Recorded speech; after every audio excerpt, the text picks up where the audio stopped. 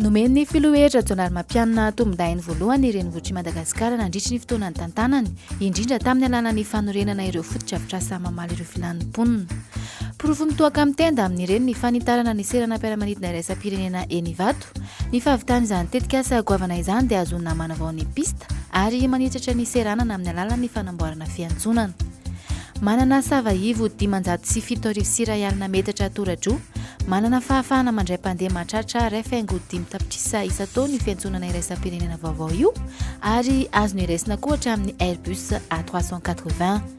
Nametrahan'ny Ravinala Airport fitokisana tamin'ny fisahanana ny asa ny vondrona CMBA ahitana Nicolas Madagascar sy Nebukis Bâtiment International ka ho vita tanteraka izany amin'ny taona 2020. Marina fa nampiasainy tamin'ny asa fanamboarana 7 metatra toratelo amin'ny varafasy, 100 taona ny fanamboniny, vy 100 taona, 7 metatra toradroa de carrelage, fanakandriana 3, tohatra mivotena 3 sy tetezana hiampitana 3. Mahatratra any amin'ny 990 tapitrisa euro ny tetibidin'ny asa rehetra. Ankoatry ny fanitarana ny seranam-piaramanidina eny Ivato, nahazo iviteram-pandrarana antsoina hoe Minin Business Center, MBC koa ny renivohitry Gasikara. Natsangana manokana mba azona mampiroborobo ny sehatry ny arena kibon-tany ny MBC ary teraka vokatry ny finiavana manokany fitondram-panjakana izay vokatry ny teti-bola manokany Brown kadasitry ny arena kibon-tany eto Madagasikara BCMM. Mampisongadina koa indrindra ny finiavan'ny Era Jonary Mampianina ametraka UCHUV ho fanohitry ny fampandrosoana mampiety eto amin'ny firenena ny Minin Business Center izay azahoana manamora ny fidiran'ny fampiasam-bola mivantana ataon'ny vahiny IDE. Trano lehibe ahitana ny fampiasan'ny teknôlôjia vaovaon'ny serasera sy ny fifandraisana ary mamaly ny filan'ny fanatontoloana amin'izao fotoana izao ny MBC ka azahoana mampisokatra ny fifandraisan'ny Madagasikara amin'izao tontolo izao. Mamondrona ny rafi-pitantanandraharaha rehetra momba ny arena kibon-tany, miorina amin'ny velaran-tany 909 metatra toradroa ny MBC ary afa mitoetra ho isy sampandrisika ho an'ny fampandrosoana maharitra. Fanambanisany lehibe indrindra napetraky ny filoha Era Jonary Mampianina ny mba hanana ny olom-pirenena tsirairay ny ampy. Mba hanatrarana izany tanjona izany dia ny fotorany ny fanatsarana ny rafitra sy ny fototra-fitrasan'ny fanabeazana.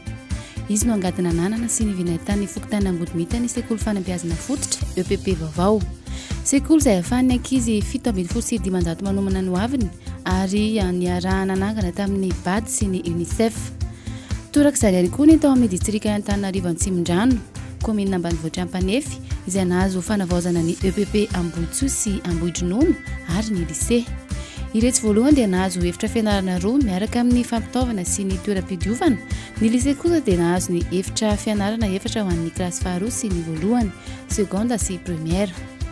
Ao anatin'izay fijery manohana ny lafin'ny fanabeazana hitondrana amin'ny fampandrosoana izay hatrany, ny 15 novambra 2020 dia mpianatry ny EPP sy CEG avy amin'ny faritra Analamanga mahery ny Enalina no tolorana fitaovam-pianarana, kit scolaire ho fitsinjovana ny fidiran'ny mpianatra. Ny 12 martsa 2020 dia nahazo trano famakiam-boky lehibe, misy boky mahery ny 5,000 isa ny EPP Antanimbarinandriana. Miampy ivitoeran'ny fanontsontserasera maro lafy, misy solosaina sy tablety marobe izay natokana ho an'ny mpianatra sy ny tanorana Antananarivo, miampy W100 sy solaitra be ampolony. Ireo fototra-fitrasa ireo dia napetraka indrindra hanitarana ny ambaim-pahalalan'ny tanora sy hiatrika azy ireo amin'ny lalan'ny fahendrena sy ny fitsinjovana ny maha-olona. Fa io EPP io koa ankehitriny dia misitraka ny herinaratra azo avy amin'ny masoandro. Dingana lehibe amin'izany fampivoarana sy fanabeazana izany ny toeram-pisakafoanana an-tsekoly ho ana mpianatra mahery ny 5,000. Isankilan'izany mbola manano sarotra ho an'ny ankamaroan'ny mponina ny fahazahoana fitsaboana. Noho izany dia noraisy ny filoha Vaindondraharaha UCHU. Anisan'ny zava-bita nanamarika ny fepitaona nitondrany ny fananganana ny hôpitaly Etsanosiala Ambohidratrimo. Vokatry ny fiara-miasa amin'ny sinina io hôpitaly io dia anisan'ny tsara indrindra eto Madagasikara. Miorina eo amin'ny velaran-tany 703 metatra toradroa, mahazaka fandrinana ho an'ny marary 50 ary manana ny fampitaovana manaraka ny toetrandro izy io. Manana sampam-pandraraha maro toy ny famindrana voa, ny dokteran-jaza, ny fahasalaman'ny reny, fivarotam-panafody ary laboratora raitra io hôpitaly io. mba hanamora kokoa ny fahazon'ny olom-pirenena tsirairay fitsaboana dia nasiam-panamboarana ny lalana miazo io hopitaly vaovao io. Nanorenana trano-ponenana zato ho an'ny mpiasam-panjakana sy birao ny zandarmaria ihany koa eny Anosiala Ambohidratrimo. Ho fanatsarana ny fari-piainana tsy ny mpiasam-panjakana ihany fa ny olom-pirenena malagasy rehetra tsy ankanavaka. Mbola mahakasika ny resaka fahasalamana trany, ny hopitaly rehetra eto Antananarivo dia misitraka fotodrafitrasa vaovao avokoa. Ny hopitaly Ravongandrenavalona HGRA ohatra dia nahazo toeram-pikarakarana, famotehana ary fanodinana ireo fakon'ny fitsaboana. Ny hopitaly Joseph Raseta Befiletanana kosa dia nahazo trano vaovao ho an'ny vonjyaina izay misy fitaovana famelomanaina sy fitarafana arifomba. Afaka mandray marary manodidina ny 20 noho izany io sampam-pandraraha io ary ampy fitaovana fanaraha-maso isam-batan'olona.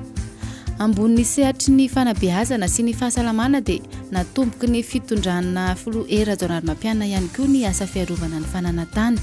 Ity ilay tanjona ampiavana ny malagasy amin'ny taniny satria isan'ny sehatra fototrolana ara-piarahamonina eo amin'ny firenena ireo sakafananantany io.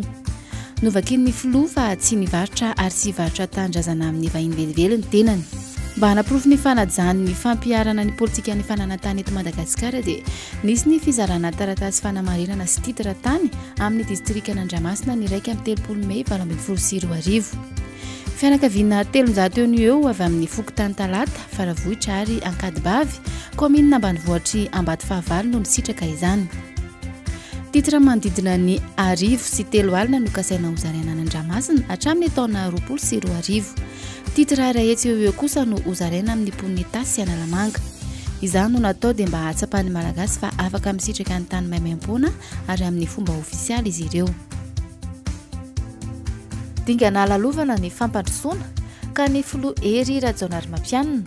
Ny alokeliny nataperan'ny feptom-piasany dia mivony tetika asa fanamboarana ny lalan'ny atody mirefy 7.20 faingo 5.20 kilometatra, manana lalan-drano lehibe iray fotodrafitrasa io ary misy sakeliny 5 izay mihazo ny commune Mahitsy, Ampantokana sy Mahazaza. Mitentina hatrany amin'ny 30 tapitrisa dolara ny fanamboarana io lalana io ary izany dia fanomezana avy amin'ny Repoblika enti-mahoaka ny Sinina. Ny fahavitany io lalana io dia maneho ny finiavana anamora ny fivezivezen'ny olona sy ny entana any amin'ny faritra iray eto amin'ny nosy io. Ny fanamboarana io lalan'ny atody io noho izany dia ahazoana manatsara ny fitanterana ny vokatra ary ahafahana ihany koa mampiakatra ny toe-karena ifotony amin'ny alalan'ny fanomezana lanja ireo vokatra eny an-toerana. Sahiran-kirana aloha izany izay amin'ny resaka fitanterana ilay avy aty aminay Mandrapatonga ny Mahitsy, lalana ratsy, betsaka ny atody vaky Mandrapatonga any dia tômôbilina kosa sarotsarotra ny ahitana tômôbilina satria ilay taxi borosy efa ratsiratsy daholo miasa aty aminay dia sarotsarotra ny ahitana tômôbilina. Dia izaho zao eto miandry tômôbilina mihitsy miandry ana eto fa tsy fantatra na ahita na mbola tsy ahita. Saotra betsaka ny président Rajaonarimampianina izany tenako manokana aloha, inoko koa fa nanim-piarahamonina raha dia anisan'izay satria mitondra fampandrosoana ho anay ilay izy. Sady efa taona efa ela be izany tsy nisy fanamboarana mihitsy ny lalana taty aminay. Dia zava-dehibe ho anay izany izay fanamboaran-dalana izay. Dia mba ho afaka amin'ilay fahasahiranana be izany izahay avy aty Tanety be Mahazaza.